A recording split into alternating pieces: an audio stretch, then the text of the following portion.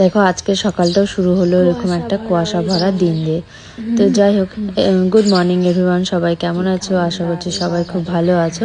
তো আজকের দিনটা হচ্ছে মঙ্গলবার সকাল। তো আজকেও রুদ্রুরা ওঠেনি, মানে কয়েকদিন এখানে 2-3 দিন হয়ে গেল রুদ্রু ভালো করে উঠছে না। আর সকালবেলা আমার ঘুম থেকে ওঠার পর মুখের অবস্থা এরকমই থাকে। যাই হোক, তো আমি এদিকে উঠে সব কাজগুলো করে নিয়েছি, যা যা সকালবেলার থাকে কাজ। রান্নাবাড়ি হয়ে গেছে, এখন আমি রেডি হয়ে গেছি। রেডি হয়ে একটু বাইরে গিয়ে দেখলাম যে রুদ্রুটা উঠেছে, কিন্তু দেখলাম না, রুদ্রু ওঠেনি। তো যাই হোক, কি আর করা যাবে।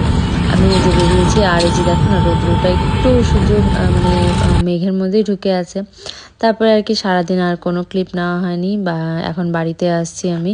তো সন্ধ্যাবেলাটা হেঁটেই আসি, আসার সময় বাড়িতে এসে একটু গরম গরম কফি বানিয়েছিলাম। আমার কফি খেতে ভালো লাগে, ঠান্ডার দিনটাতে একটু যা কফি খেতে ভালোবাসে, নাহলে আমার চা এর নেশা নেই বা খেয়েও না সেরকমভাবে। কফিটা একটু ভালো লাগে ঠান্ডার দিনে।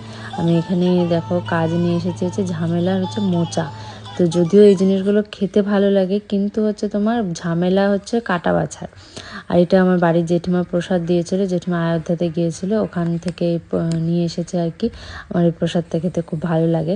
তারপরে এদিকে আমি সব রাতে রান্নার জন্য রেডি করে নিয়েছিলাম। এখানে আমি যে একটু লাউ ছিল সেটাই পাট বড়া করবার জন্য বেসন গুলিয়ে নিয়েছিলাম।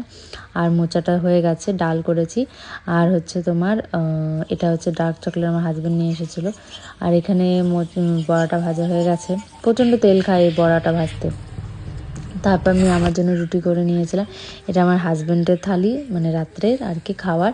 এবার আমার থালাটা দেখে তোমরা হাসবে। যাই হোক, কী করবো বলো, আমি রাত্রেবেলা করে রুটি খাই, তো আমার এরকমই হয় আর কি। সব কিছু সবজি একসাথে নিয়ে নিয়েছি, যদিও ডাল ছিল। তো চলো, আজকের দিনটা আমার এরকমই গেল।